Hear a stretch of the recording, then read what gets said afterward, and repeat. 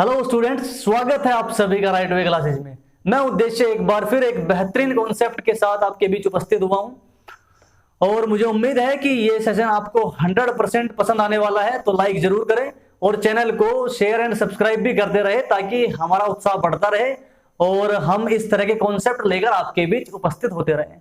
तो चलिए शुरू करते हैं आज का सेशन।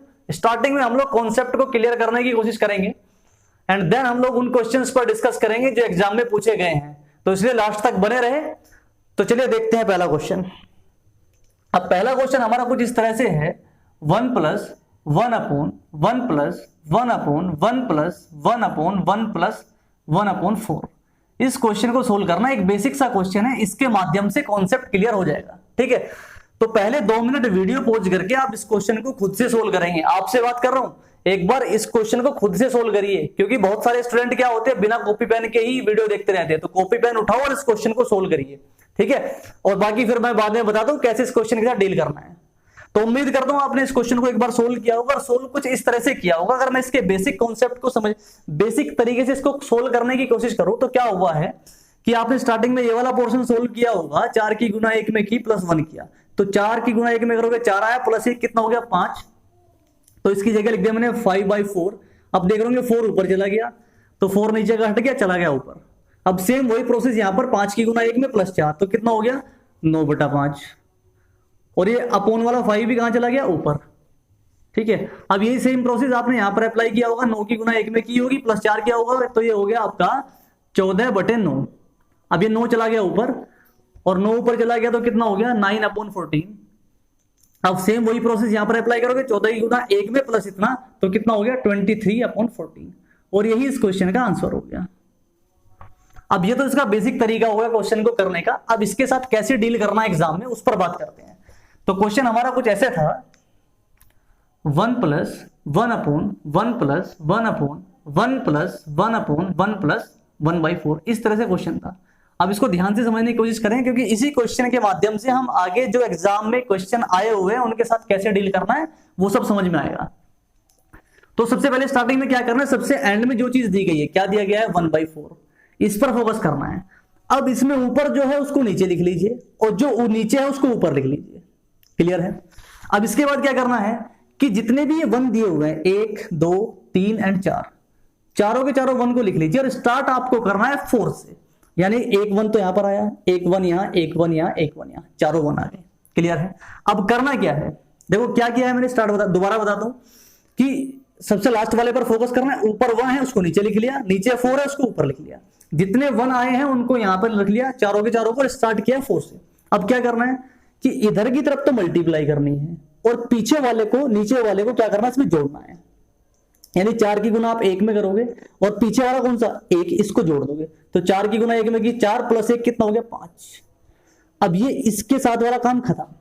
अब आपको काम करना है 5 के साथ। 5 के साथ भी सेम प्रोसेस, क्या कि 5 की गुना इसके साथ और इससे पीछे वाले को प्लस करना है। तो 5 की गुना 1 में करोगे 5 प्लस 4 कितना हो गया 9, इसका भी काम खत्म।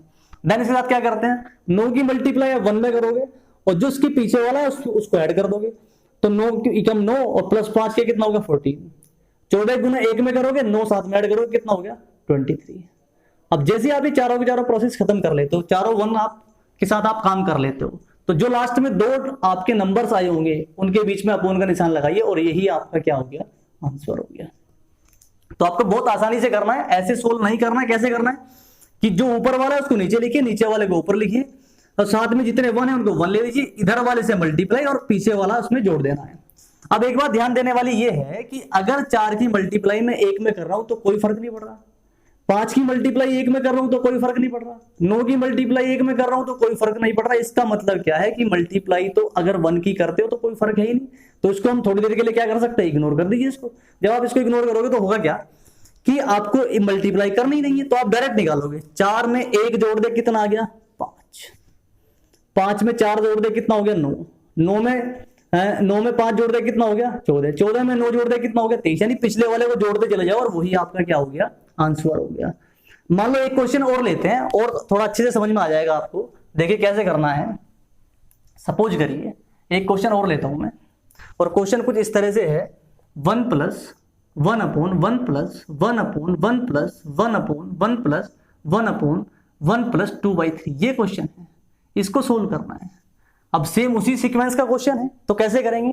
सबसे स्टार्टिंग में ध्यान करना है नीचे वाले पर, जो ऊपर है उसको नीचे, जो नीचे है उसको ऊपर। अब मुझे पता है सारे 1 आए हुए हैं, तो सारे 1 की मल्टीप्लाई होनी है, तो उसको लेने का कोई फायदा नहीं है। लेकिन एक ध्यान रखना है, कितनी बार काम करना है? 1 2 3 4 5, 1 2 3 4 5। अब बस करना क्या है? इधर मल्टीप्लाई, उसकी कोई जरूरत नहीं है, पहले वाले को ऐड करते चले जाओ। 3 में 2 जोड़ दे, कितना हुआ? 5, 5 में 3 जोड़ा 8, 8 में 3 प्लस 5 प्लस किया, कितना हो गया? 13, और 13 में 8 प्लस किया, कितना हो गया? 21, और 21 में 13 प्लस करो, कितना आ गया? 34।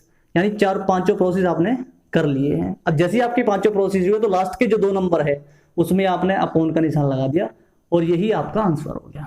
तो बहुत आसानी से 1-2 सेकंड में हम इसको क्या कर सकते हैं? सोल्व कर सकते हैं। आपको लिखने की भी कुछ आवश्यकता नहीं है, क्योंकि पूरा पूरा ये तो आपकी स्क्रीन पर लिखा हुआ है। आप लास्ट के 2 नंबर उठाओ, 5 प्रोसेस लगाओ, डायरेक्ट आपका आंसर आ जाएगा।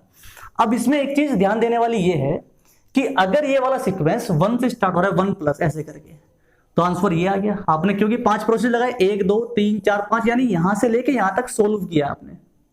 लेकिन अगर सपोज करो आपके क्वेश्चन में यहां 1 प्लस ना होकर के क्वेश्चन ऐसे स्टार्ट होता है, देन उसमें क्या करना है? आपको करना क्या है कि देखो यहां पर 1 प्लस से स्टार्ट नहीं हो रहा है, तो आप इतने का आंसर निकाल दो। अगर आप इतने का आंसर निकालोगे तो आप देखोगे कि 1 कितने बार आ रहा है? 1 2 3 4, 4 बार 1 का यूज कर दिया, आपका नीचे वाले का आंसर आ जाएगा। तो कैसे करना देखिए। तो पहले नीचे वाले को देखते हैं। अब इसमें क्या होगा? थोड़ा सा चेंज होगा, क्या कि 1 आपको 4 बार लेने हैं, 4 बार लोगे तो 4 बार ले चुके, 1 2 3 और 1 4। अब क्या हुआ? 2 में 3 जोड़ जोड़ कितना आ गया? यहाँ पर 13, 13 और 8 कितना हो गया? 21। यानी यहां तक जाएगा, 5/1 काम नहीं करेगा, क्योंकि 5/1 है ही नहीं। ठीक है, तो अब इसके यहां पर अपोन का निशान लगा देते हैं। ये आंसर हो गया किसका? ये आंसर हुआ है सिर्फ नीचे वाले का, यानी इसका जो आंसर है वो है 21/13। और आपको आंसर निकालना है किसका? 1 का।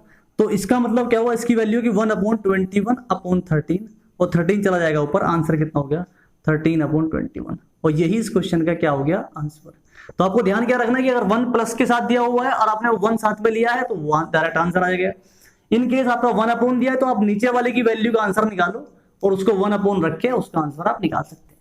अब क्वेश्चन ये आता है कि चलो ठीक है, तो प्लस वाले क्वेश्चन हो गए। अब अगर बाई चांस ये सारे के सारे क्वेश्चन माइनस वाले हो, अगर यहाँ पर प्लस की बजाय माइनस मिल जाए, तो कैसे करना है? तो जैसे आपने प्लस में प्लस किया है, ऐसे आपको क्या करना है? माइनस में क्या कर दोगे? पिछले वाले को माइनस कर देना है। एग्जाम्पल के तौर पर एक क्वेश्चन समझते हैं। मान लो पहला ही क्वेश्चन जो मैं लिया था उसको मैं माइनस के हिसाब से ले लेता हूं, तो क्या होगा? यही कुछ क्वेश्चन था, लेकिन वहां पर प्लस दिया हुआ था और यहां पर क्या दिया हुआ है? माइनस दिया हुआ है। तो सेम प्रोसेस वही अप्लाई करना है, बट करना क्या है कि वहां पर प्लस किया था, यहां पर माइनस करना है। स्टार्ट करते लास्ट से, लास्ट में 1/4 है। अगर 1/4 है तो ऊपर वाला नीचे और नीचे वाला ऊपर। 1 कितने? 1 2 3 4, 1 2 3 4, लेकिन है सारे माइनस वाले। अगर सारे माइनस वाले हैं तो क्या करना है? माइनस करते चले जाओ। तो माइनस करते हैं, 4 में से 1 गया, कितना हो गया? 3। अब 3 से 4 माइनस होगा तो माइनस का कितना आ जाएगा? 1। अब -1 से 3 माइनस होगा, -1 और 3 माइनस कर दे तो कितना हो गया? -4। अब -4 में -1 माइनस होगा, -4 में माइनस होगा क्या? -1, तो ये हो जाएगा प्लस का, यानी -4 + 1 कितना हो गया? -3। यहां पर है -3। अब चारों प्रोसेस आपके खत्म हो गए हैं, तो यहां पर आप अपोन का निशान लगा दिए। अपोन का निशान लगाओगे तो यही आपका आंसर होगा, और माइनस से माइनस कट गया, यानी कि इसका जो आंसर होगा वो कितना होगा? 3/4। तो बहुत आसानी से हम लोग इस तरह के क्वेश्चन को सोल्व कर रहे होंगे। अगर माइनस दिया है तो माइनस, प्लस दिया तो प्लस। लेकिन इनकेस अगर कुछ स्टूडेंट ये भी सोच रहे होंगे कि भैया माइनस दिया तो ठीक है, प्लस दिया तो भी ठीक है, अगर प्लस माइनस हो तो क्या करेंगे? तो भी आपको ऐसे अप्लाई करना है। मान लो एक क्वेश्चन ले लेते हैं इस तरह का भी, मान लो एक क्वेश्चन इस तरह का भी लेते हैं जहां पर माइनस और प्लस दोनों चीज दी गई है।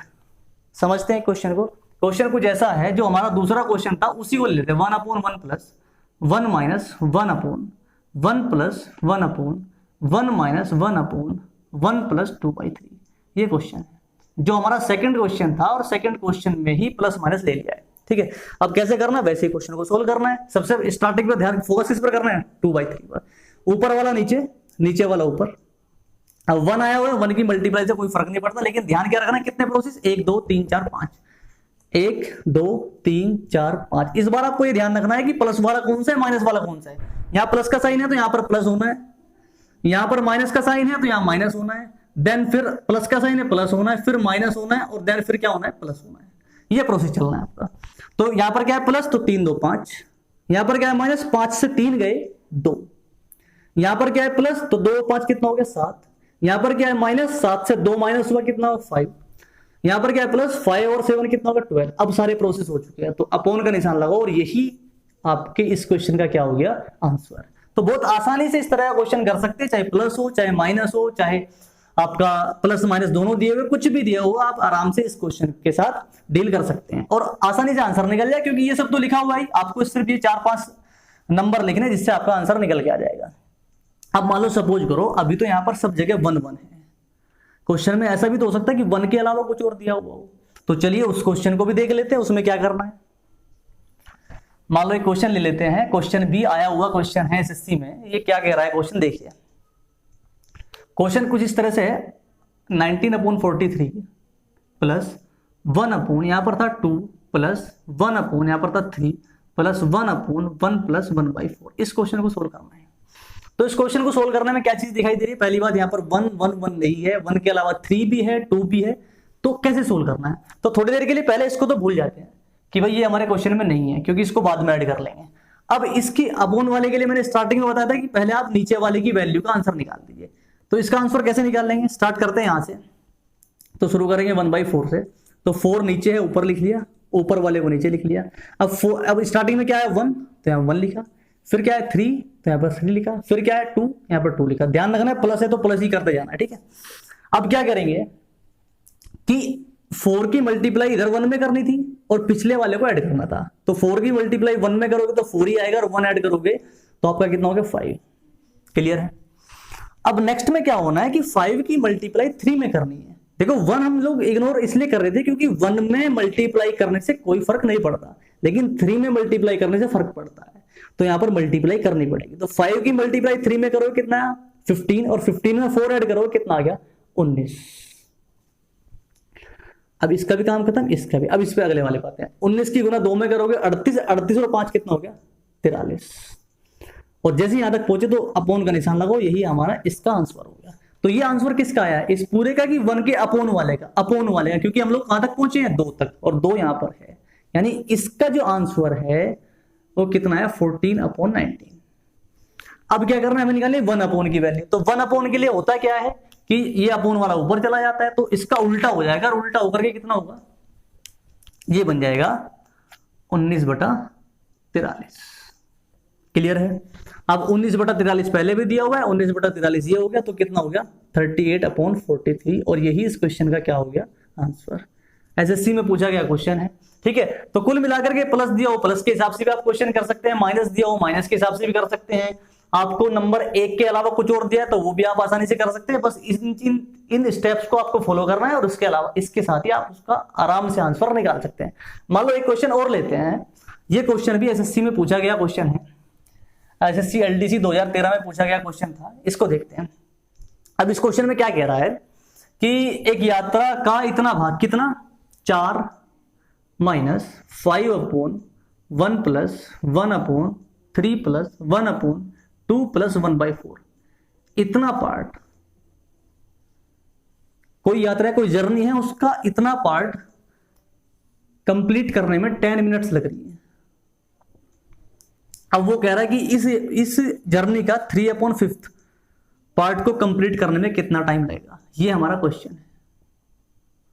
अब सीधी सीधी बात है, क्वेश्चन में करना क्या है, ये वाला कॉन्सेप्ट यूज करके पहले हम क्या करेंगे, नीचे वाले की वैल्यू निकालेंगे, वैल्यू निकाल करके इस पूरे को कैलकुलेट करेंगे, उसके हिसाब से ये वाला निकालना पड़ेगा। तो पहले नीचे वाले को निकाल लेते हैं। अब नीचे वाले के लिए प्रोसेस मैंने बताया था आपको, स्टार्ट कहां से करना है, 4 से। 4 ऊपर ले लेते हैं, 1 नीचे, यहां पर कह रहा है 2 3 1, तो 2 3 1, 4 दूनी 8 1 9, 9 3 27 4 31, 31 31 9 कितना हो गया 40/31, ये इसकी वैल्यू बहुत आसानी से एकदम निकल जाएगी। यानी कि इसकी जगह मैं पुट कर सकता हूं क्या